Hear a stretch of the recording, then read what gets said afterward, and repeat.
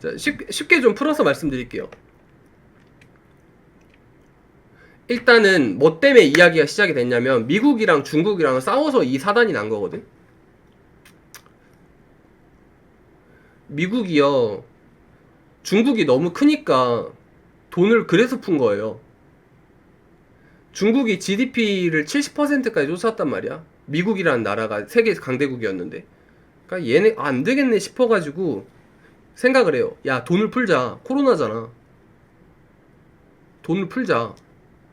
그러면 우리가 표면상으로 GDP가 엄청 펌핑이 될 거 아니야. 그럼 중국 찍어 누를 수 있을걸? 그러니까 코로나 위험하다고 공포 조성해서 마침 딱 맞으니까 야, 돈을 엄청나게 우리가 풀어 제끼자. 양적 완화를 미친 듯이 시작을 합니다. 그게 사건의 발단이에요. 그래서 시장이 이렇게 올랐죠. 돈을 이만큼 푸니까 화폐 가치가 엄청 떨어지니까 금도 오르고 비트코인도 뭐 다 오르고 뭐 차값도 오르고 집값도 오르고 주식값도 오르고 다 올라서 이 사단이 난 거죠.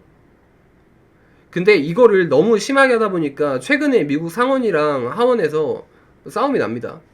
야, 진짜 정도껏 해라. 공화당이랑 민주당에서 싸움이 난 거예요. 그러니까 정도껏 해라. 돈 언제까지 풀 거냐? 이렇게 이야기를 하니까 미국 재무부라는 곳에서 채권을 발행을 해주거든요. 미국 국가의 채권이죠.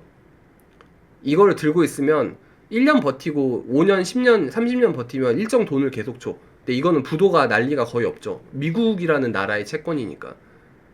근데 이거를 발행을 해서 돈을 버는, 그래서 그 국가 살림을 유지하는 그런 구조를 가지고 있었는데 미국 재무부한테 부채 한도 증액을 기각을 시킵니다.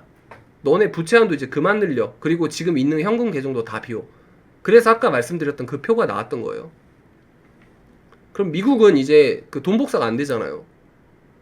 근데 이게 단기 이슈고 보릿고개가 맞아. 그래서 이걸 풀어 나가야 되는데 그 기간을 뭐 9월 말 정도 이쪽 저쪽으로 보는 겁니다.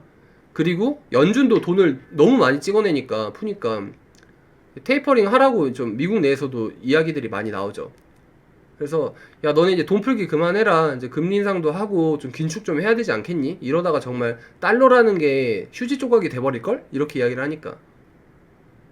그래서 테이퍼링을 한다고 시동을 걸고 있는데 계속 말씀드리지만 테이퍼링이 말이 테이퍼링이지 좁혀 나가는 거잖아요. 이렇게 내가 이번 달에는 1,000원 풀었으면 다음 달에는 900원 풀고 그 다음 달에는 800원 풀고 그 다다음 달에는 700원을 풀게, 이런 게 테이퍼링이잖아.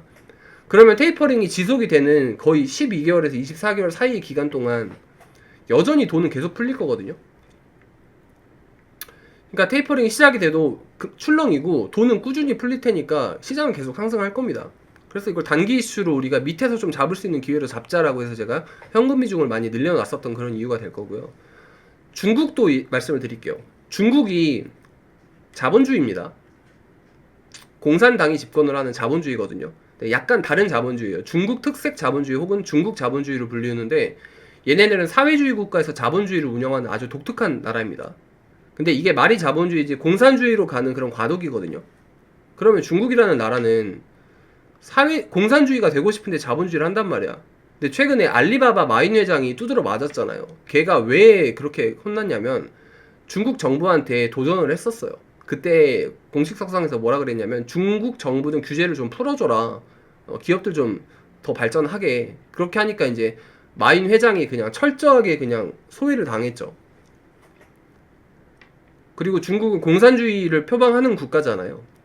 그러니까 이 친구들은 그게 중요합니다. 평등이라는 가치가 중요해요. 공산당이잖아. 근데 여기서 자본주의를 구사를 하려고 하다 보니까 이게 안 맞는 거예요. 그래서 덩치는 키워야 되고 그 경제는 올려야 되겠어. 자본주의가 좋긴 좋은데 근데 평등은 해야겠어. 공산주의는 해야 되잖아. 결국엔 우리가 그 목표로 하는 마르크스 이상적인 공산주의로 갈 거니까. 그러니까 얘네가 그래서 빅테크를 때린 겁니다. 그래서 알리바바 회장을 때렸고요. 텐센트를 때렸고요. 그 다음에 중국 사교육 시장을 때렸고 최근에 게임주를 때렸고 이렇게 된 겁니다. 위챗을 때렸고 텐센트를. 왜냐면 불평등이 너무 심하거든. 평등이라는 가치에 위배돼서 지금 체제가 유지가 안 될 정도로 사회 여기저기에서 이상한 부작용들이 서서 나오고 있어요. 중국이. 그래서 중국이 이번에 마음을 먹게 된 게 다운사이징을 하기로 합니다. 다운사이징을 하기로 해. 중국이라는 나라에서 지금 당장 눈앞에 있는 경제 성장률을 버리더라도 체제는 유지를 하겠다 이거거든요. 그러니까 지금 우리가 이렇게 빅테크 때리기 중국 시장이 하락을 하고 요런 게 우리나라 시장까지 전가가 된 거예요. 왜냐하면 한국이라는 나라가 쓰는 원화라는 통화는 중국 위안화의 프록시 통화잖아요. 중국의 대체 통화란 말이야. 그럼 중국 시장이 하락하면 우리나라도 당연히 영향을 많이 받죠. 수출 비중도 중국이 애지간히 높잖아. 그래서 지금 이런 사단이 난 겁니다. 시장이 고점에서 흔들렸던 게. 그러면 돌이켜 보면은 이야기는 복잡했지만 미국이 이런 이슈가 있고 중국이 이런 이슈가 있어. 근데 결론은 돈은 풀릴 거야.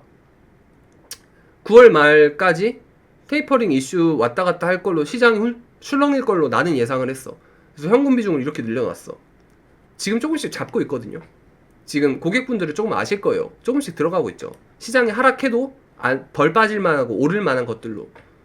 근데 이게 시간이 지나다 보면은 출렁일 때 이제 잡아 놓으면은 돈은 계속 풀리면서 화폐 가치는 쭉 빠질 거니까 주식 가격은 쭉 오를 거예요. 우리도 자산을 지켜야 되잖아.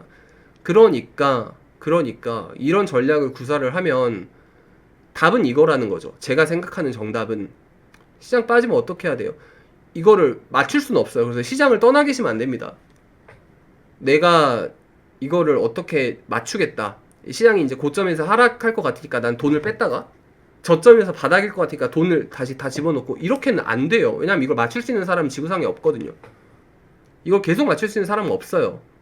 저도 주가를 계속 맞출 수는 없고 제가 종목 분석을 할 때 20개가 맞아도 2개가 틀릴 수 있지. 그거 가지고도 지금 뭐라고 하잖아요. 근데 제가 만약에 2개를 맞추고 20개를 틀릴 수도 있는 거고요.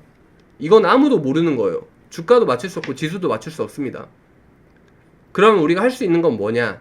시장에서 떠나 계시지 말라는 거예요. 남아 계시고요. 그래도 현명하게 대처를 하실 거면 결과적으로 봤을 때 저는 항상 이게 좋았거든요. 넘치면 덜어내시고요. 부족하다 싶으면 채우세요. 그게 리밸런싱이니까.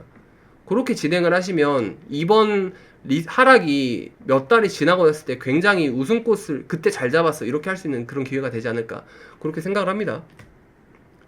그래서 또 채팅창이 조용해졌죠. 죄송해요.